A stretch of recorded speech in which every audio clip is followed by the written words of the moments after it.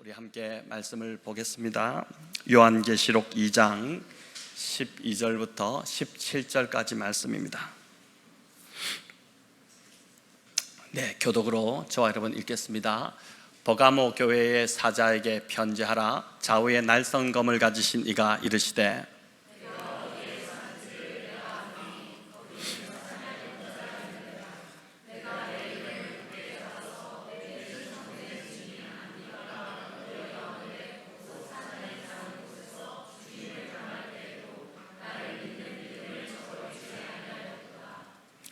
그러나 내게 두어 가지 책망할 것이 있나니 거기 내게 발람의 교훈을 지키는 자들이 있도다. 발람이 발락을 가르쳐 이스라엘 자손 앞에 걸림돌을 놓아 우상의 제물을 먹게 하였고 또 행음하게 하였느니라.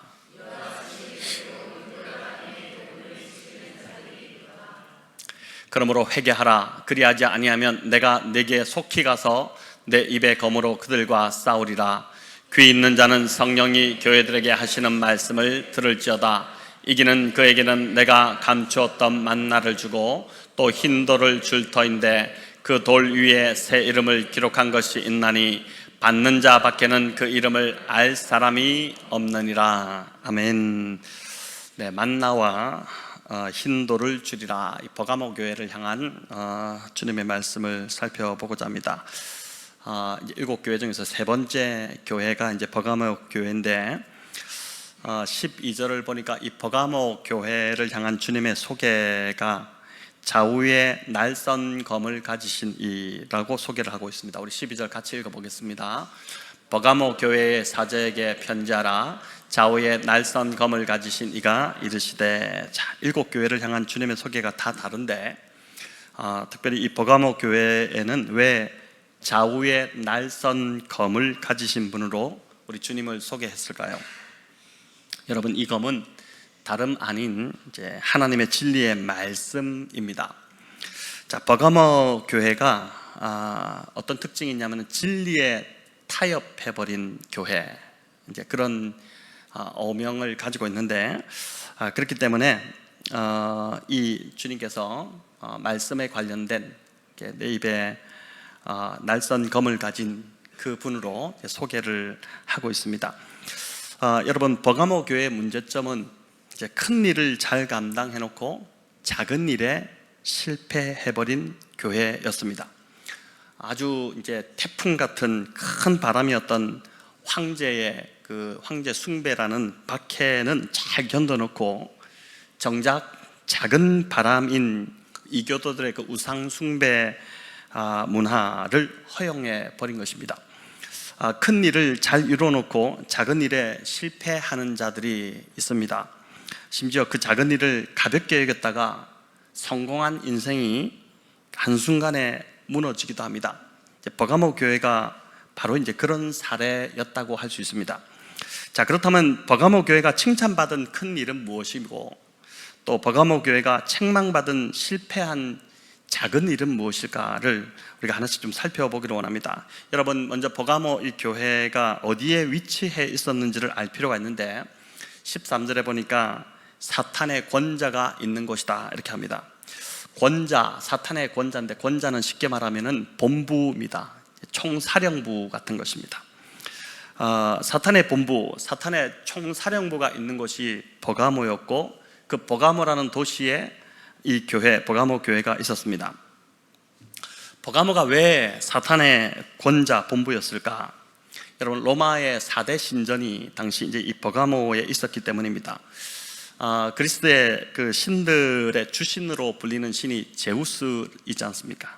제우스와 또 전쟁의 여신은 아테나와 그리고 술의 신인 디오니소스, 또 바카스라고도 하죠. 그리고 이제 치료의 신으로 불렸던 아스클레피오스라는, 이 발음하기도 힘든 이름인데 아스클레피오스라는 신전이 이 네 4대 신전이 바로 이 버가모에 세워져 있었습니다.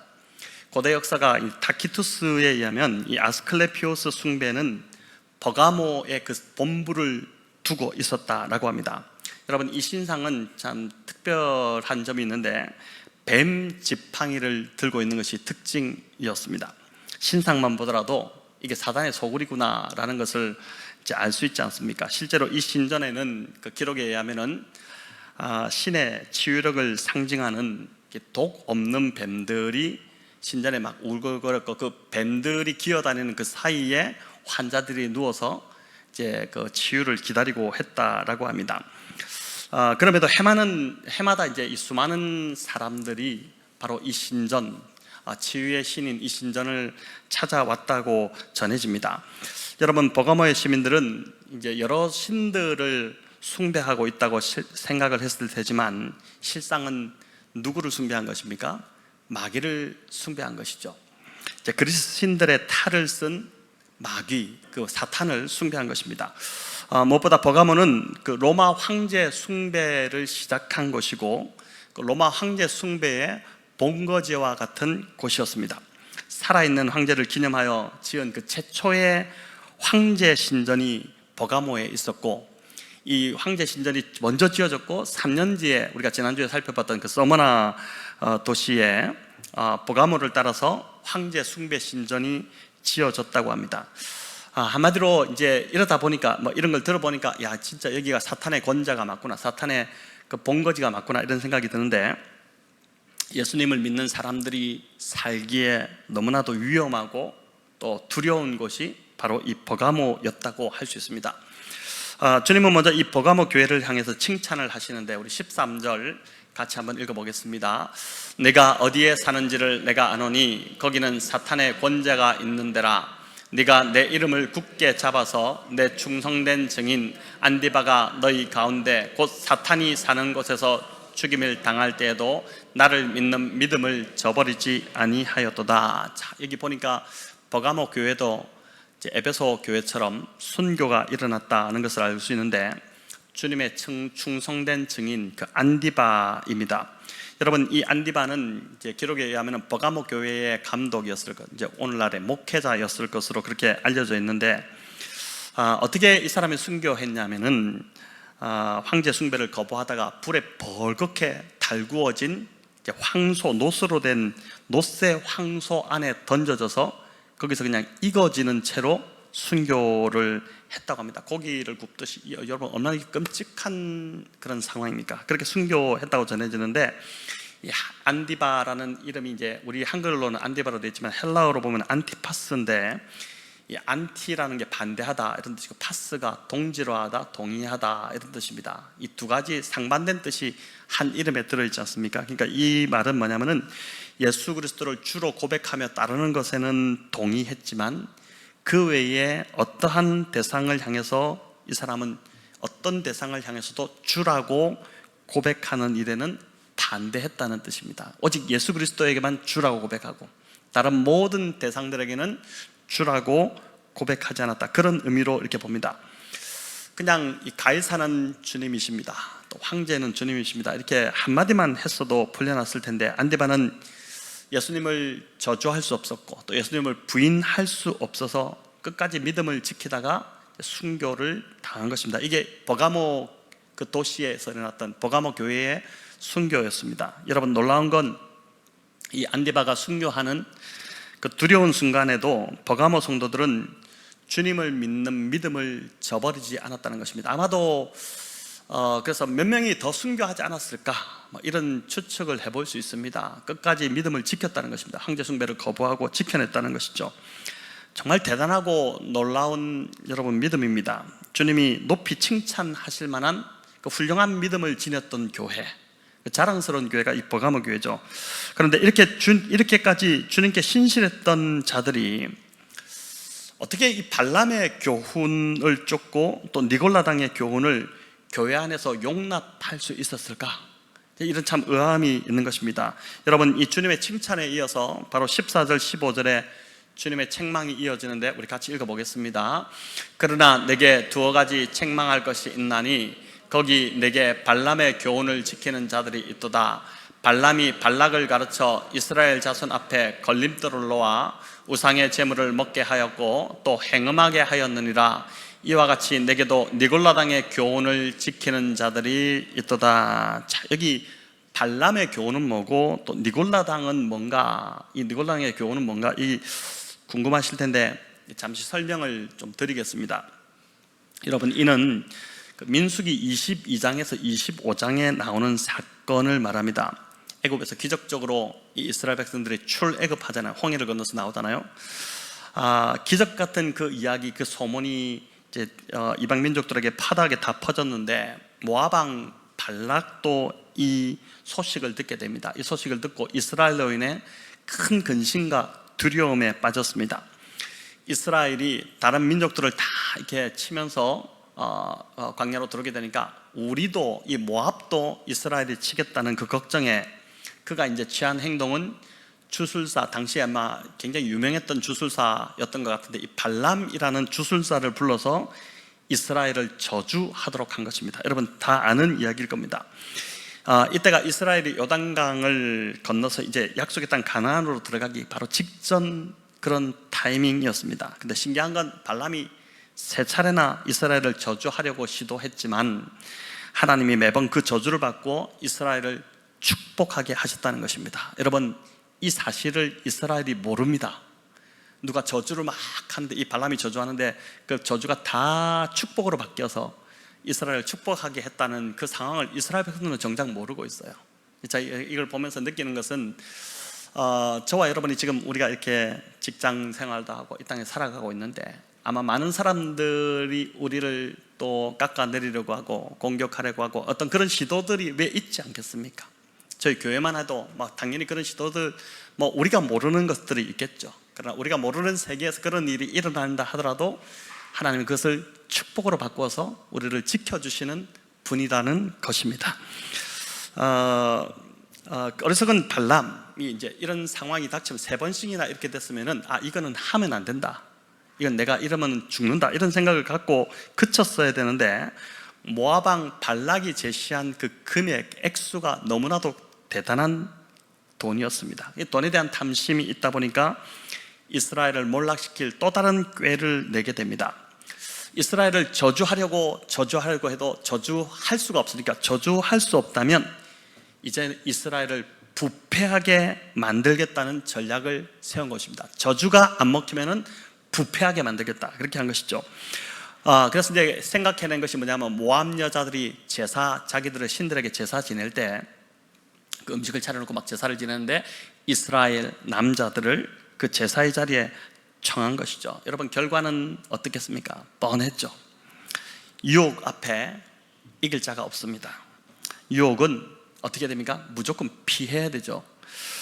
그런 자리를 아예 만들지 말아야 됩니다. 이스라엘 남자들이 이 유혹을 이기지 못하고 함께 그 자리에서 갔다가 먹고 마시고 또 부도덕한 성행위를 하고 우상에게 절하는 그 끔찍한 죄를 저질러 버립니다.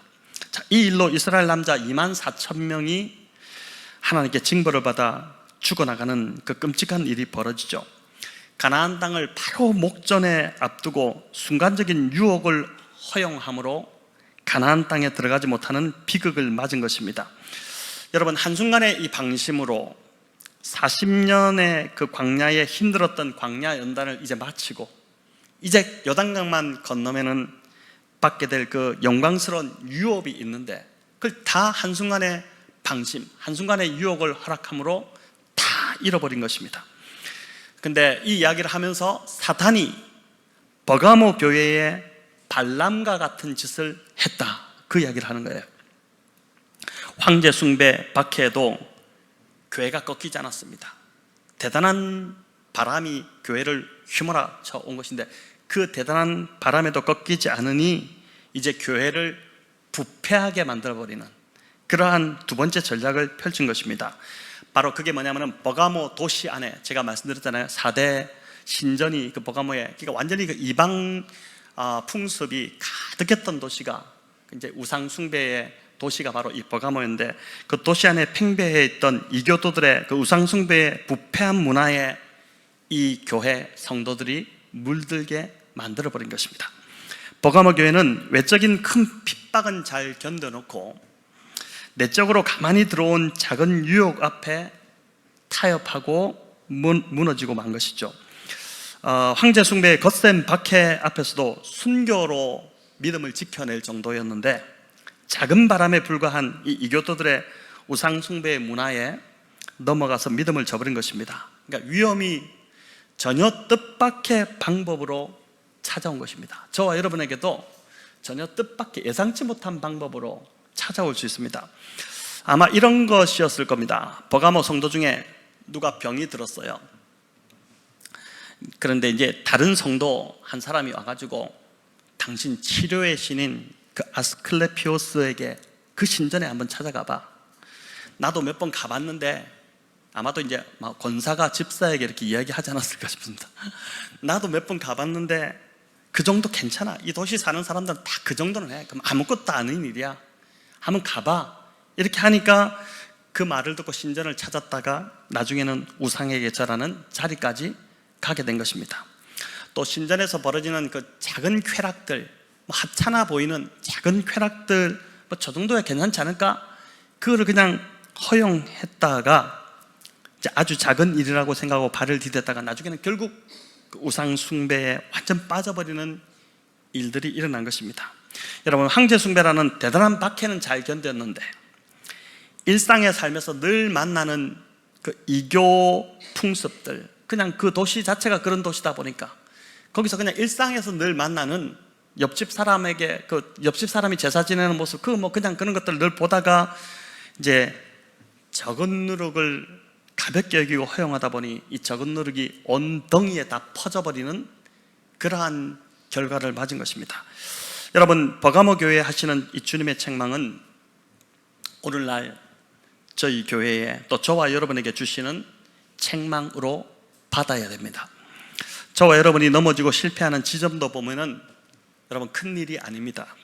대부분 아주 작은 일에 신실하지 않아서 넘어지는 경우가 많습니다. 예를 들어 가정에서 남편과 아내가 서로에게 하는 그 말투 하나, 또 자녀에게 하는 말투가 사실은 그 작은 것이지 않습니까? 그냥 넘어갈 수도 있는 문제입니다. 그런데 그 작은 것을 계속 고치지 않고 이것쯤이야 이렇게 하고 그냥 허용하다가 문제가 커질 수 있다는 것입니다.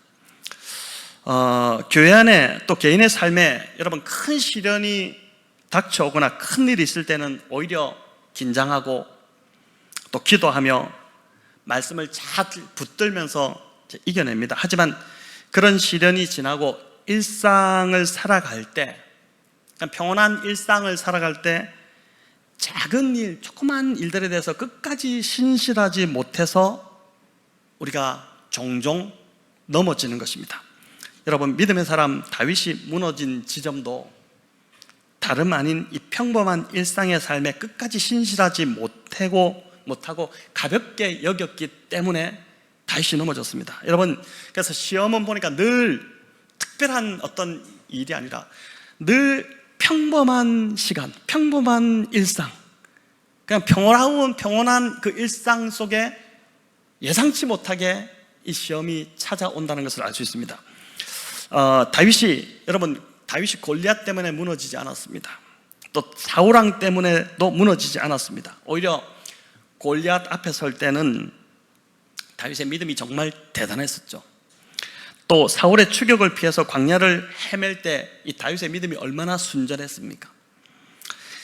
다윗의 시편 대부분이 사울을 피해서 광야를 막 쫓겨다닐 때 그때 만들어졌습니다. 근데 아이러니하게도 골리앗 없어지고 사울이 없어지니까 다윗이 무너졌다는 것입니다.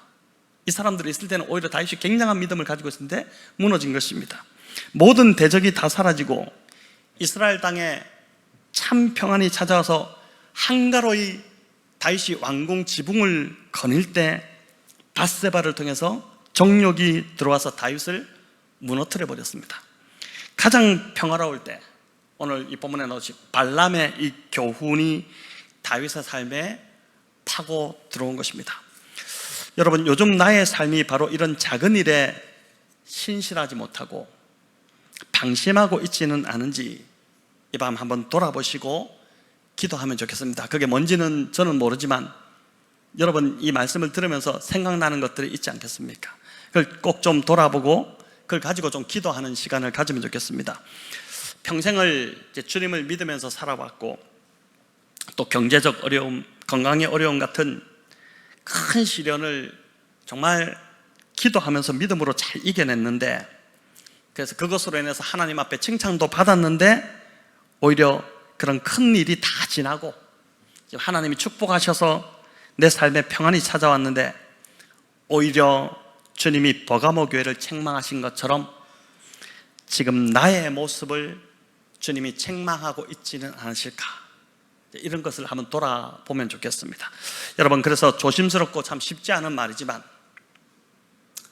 참 조심스러운 말입니다. 그렇지만은 보니까 교회도 그렇고 개인의 삶도 시련이 있는 것이 오히려 믿음 생활하는 데는 참 더 유익하다는 것을 보게 됩니다.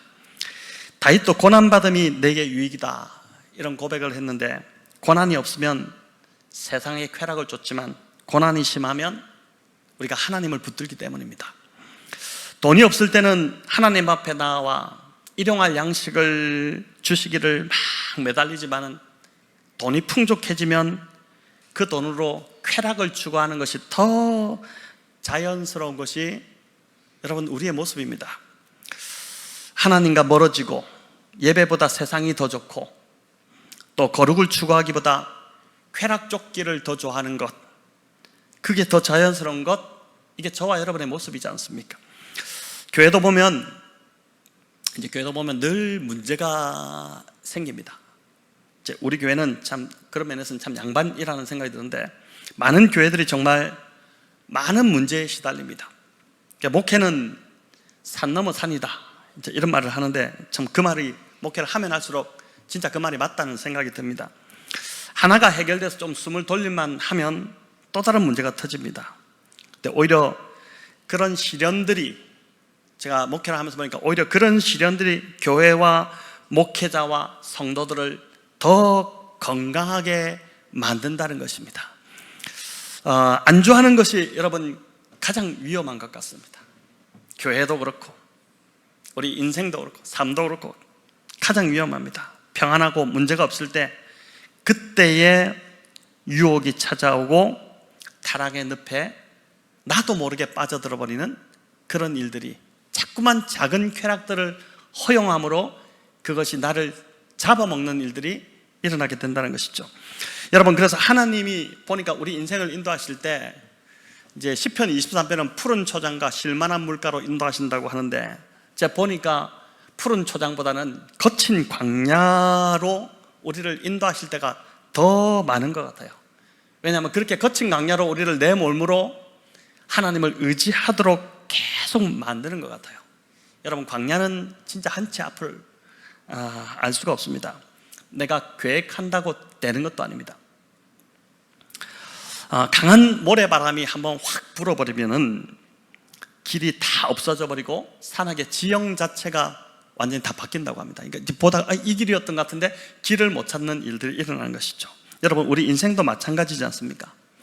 고난의 바람을 맞으면 준비하고 계획했던 일들이 다 의미가 없어지고 길을 잃어버리는 것 같은 그런 이제 상황을 만나지 않습니까?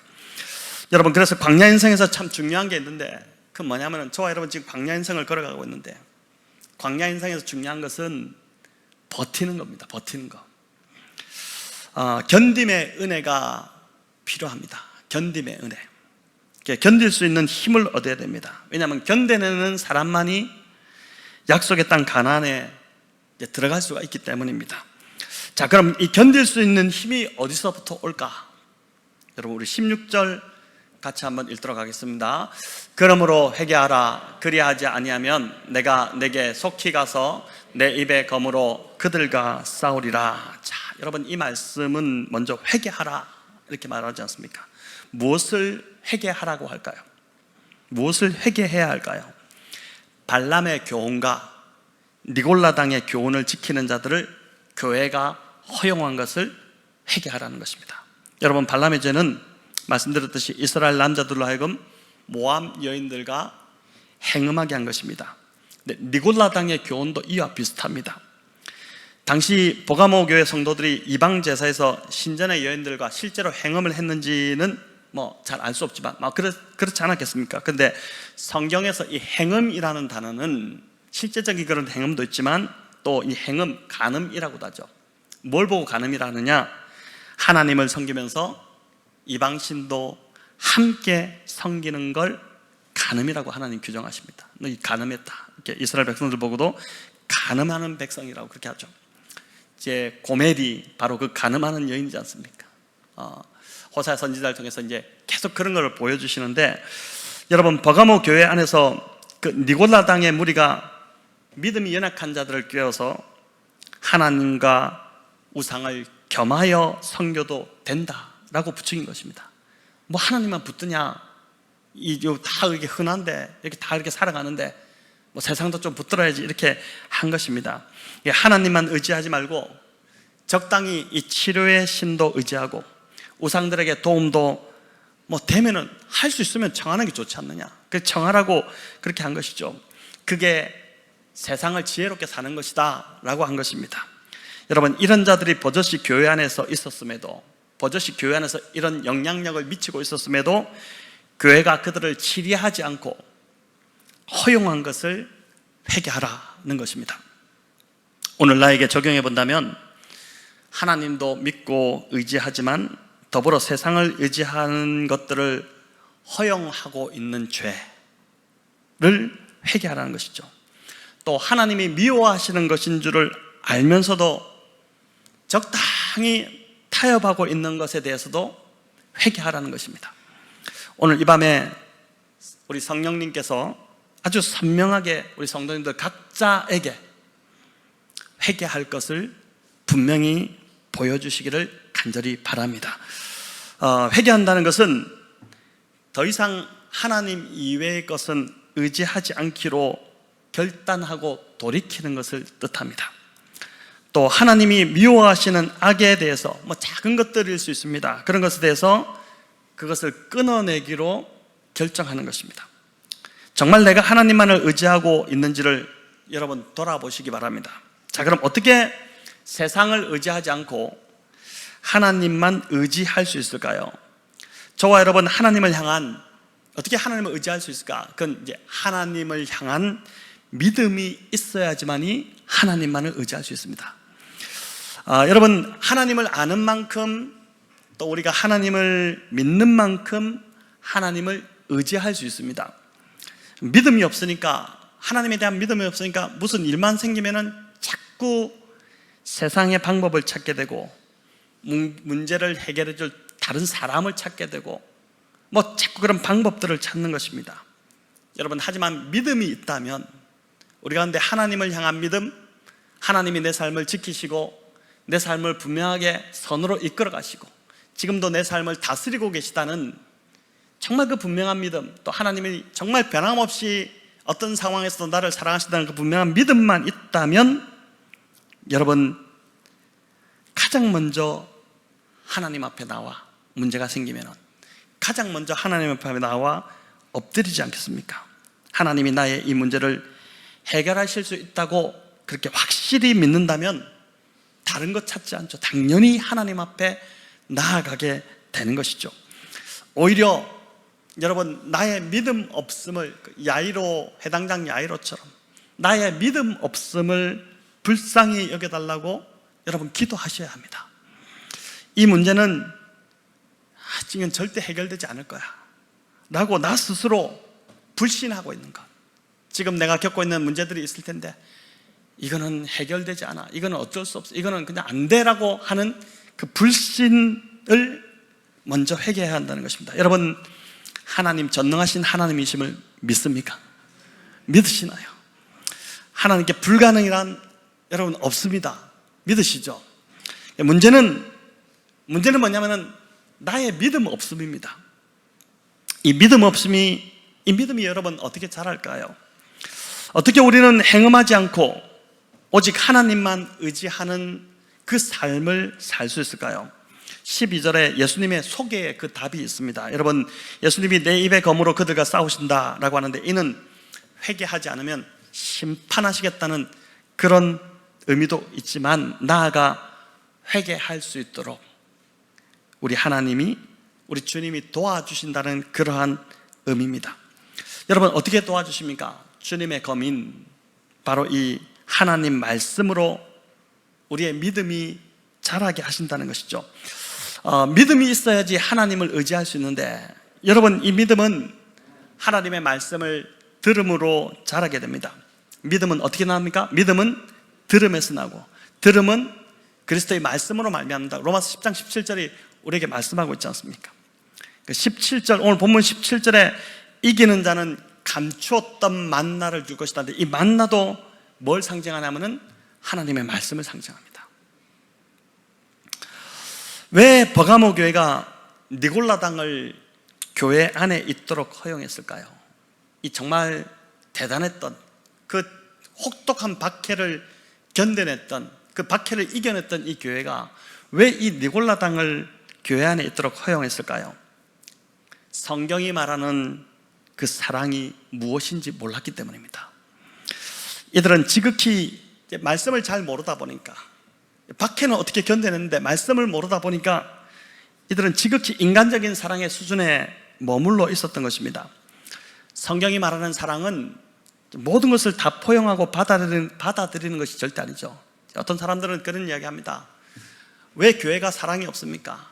다 그들을 왜 받아들여야지, 왜 교회가 사랑이 없습니까? 이렇게 이야기를 하는데, 여러분, 성경이 말하는 사랑은 모든 것을 다 포용하고 받아들이는 것이 절대 아니죠. 이제 참된 사랑이 뭐냐? 성경이 말하는 참된 사랑은 하나님의 말씀을 떠난 거짓된 가르침을 미워할 줄 아는 것. 여러분, 그게 진짜 참된 사랑이라고 할 수 있습니다. 하나님이 미워하시는 것, 진리가 아닌 것은 그걸 잘 분별해서 끝까지 타협하지 않는 것, 그게 진짜 사랑인 것이죠. 여러분, 니골라당을 받아줌으로 성도들이 오히려 거짓된 가르침에 막 빠져서 다 교회가 엉망이 되고 있는데, 그럼에도 불구하고 그들을 방치한 것, 이게 사랑의 행위가 아니지 않습니까? 이처럼 말씀을 통해 여러분, 믿음이 자라면 분별력이 생겨납니다. 무엇이 진리고 무엇이 하나님이 미워하시는지 분별할 수 있는 능력, 그게 다름 아닌 바로 이제 말씀에서 생겨난다는 것입니다. 저와 여러분, 정말 말씀을 통해서 우리 성도님들 이런 수준 높은 분별력이 자라가기를 바랍니다. 이런 분별력이 없다 보면 어떻게 하면 늘 사람 눈치 보게 되고, 사람에 따라서 휘둘리게 되고, 내가 한 말이나 행동에 대해서 늘 노심초사하고, 또 그거 갖고 막 고민하고 후회하고, 분별력이 없으니까 그렇게 되는 거예요. 우리 안에 말씀으로 인한 분별력이 정확하게 서 있으면은 정확하게 딱딱 결단하고 행동하고 바르게 선택하고 하죠. 근데 그런 분별력이 없다 보니까 늘 끌려가고 휘말리고 후회하고 그런 일들이 일어나는 것이죠. 여러분, 버가모 교회 안에 있던 이 니골라당의 문제는 사랑으로 품어주고 받아줄 문제가 아니라 이건 회개하고 책망하고 돌이켜야 될 문제였습니다. 여러분, 악을 어떻게 품을 수 있겠습니까? 악을 품으라는 것은 말이 안 되잖아요. 이 니골라당이 지금 버젓이 악을 행하고 있는데, 마치 발람과 니골라당을 똑같이 취급하고 있잖아요.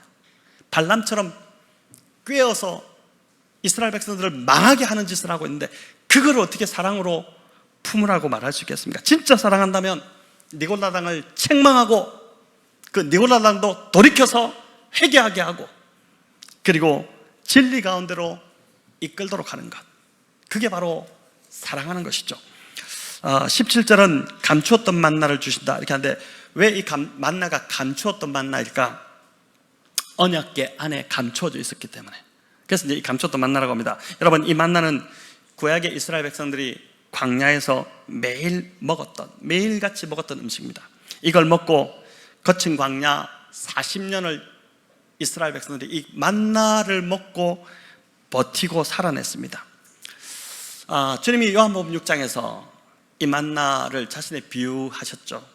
그러니까 하늘에서 내려 생명을 주는 참떡이다, 나는 그런 자다, 이렇게 말씀하시고, 또 사람으로 하여금 먹고 죽지 아니하게 하는 하늘에서 내려온 살아있는 떡, 그러니까 생명을 주고 예수님으로 인해서 죽지 않게 하는 그 살아있는 떡이다, 이렇게 말씀하셨는데, 여러분, 광야 인생길 가는 저와 여러분도 참떡이신 예수님이 주시는 말씀을 먹어야 죽지 않고 살 수 있음을 믿습니다. 죽을 것 같은 상황에 처해 있다 하더라도, 요즘 막 그런 상황에 정말 어떻게 내 삶을 좀 극복해야 되나 이런 상황에 처해 있다 하더라도 예수님 붙들고 그 말씀만 붙들면 여러분 살 수 있습니다.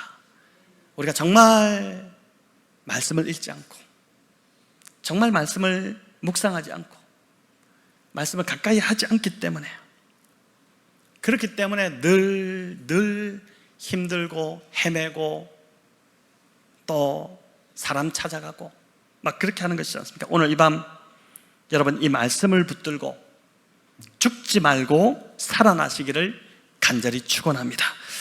17절은 이기는 자에게 만나만 주지 않고 흰 돌을 함께 주신다 이렇게 합니다. 여러분 이 흰 돌 위에 새 이름이 새겨져 있다고 하는데 이 이름이 뭘까요? 이 이름은 예수 그리스도, 우리 주님 이름일 것입니다. 여러분 이 흰 돌이 무엇을 뜻할까? 여러 해석들이 있습니다만은 제가 볼 때는 이 흰 돌 그 해석 중에 가장 좀 선택하고 싶은 해석은, 이 흰 돌은 구약의 제사장들이 흉패 앞에 넣어두었던 우림과 둠빔을 뜻한다고 볼 수 있습니다. 하나님의 뜻을 묻는 주사위 같은 돌이죠. 여러분 이 돌을 주신다 이 말은 제사장 삼아 주신다는 뜻입니다. 너희를 제사장 삼아 주신다 이런 뜻이에요. 여러분 우리 인생이 늘 내 문제에만 빠져가지고 힘겹게 살아가다가 인생이 끝난다면 이 얼마나 좀 허무하겠어요. 저와 여러분 그렇게 부름받지 않았습니다. 제사장으로, 우리 제사장을 부르셨는데 죽어가는 영혼에게 복음을 전해서 그들을 살리는 자로, 그런 멋지고 가치 있는 삶을 살도록 저와 여러분을 부르셨음을 믿으시기를 바랍니다. 언제까지 내 문제만 붙잡고 막 허덕이겠습니까?